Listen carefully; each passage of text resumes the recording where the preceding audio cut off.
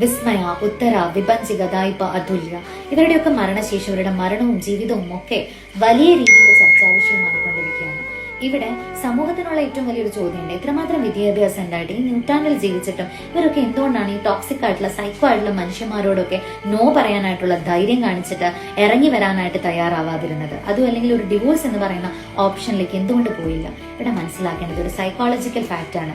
Psychological problems ഉള്ള ഒരു narcissistic personality trait പോലെയുള്ള അസുഖങ്ങൾ കാണിക്കുന്ന, മാനസിക വൈകൃതങ്ങൾ കാണിക്കുന്ന മനുഷ്യരുടെ കൂടെ ജീവിക്കുന്ന വിക്ടിം ആയിട്ടുള്ള പാർട്ട്നേഴ്സ്, ഇതിപ്പോ അതുല്യയുടെ കേസിലാണെങ്കിൽ മെന്റലി, ഫിസിക്കലി, വെർബലി ആ പെൺകുട്ടി ഒരുപാട് ഉപദ്രവിക്കപ്പെട്ടിട്ടുണ്ട്. പക്ഷെ അവിടെ നിന്നൊന്നും ഇറങ്ങി വരാനായിട്ട് ആ പെൺകുട്ടിക്ക് ധൈര്യം ഉണ്ടായിരുന്നില്ല. അത് മരണം കൊണ്ടാണ് അതിനൊരു ഉത്തരം നൽകിയത്. അത് എന്തുകൊണ്ടാണ്? അവരൊരു ട്രോമ ബോണ്ടിലായിരുന്നു. എന്താണ് ട്രോമ ബോണ്ട്?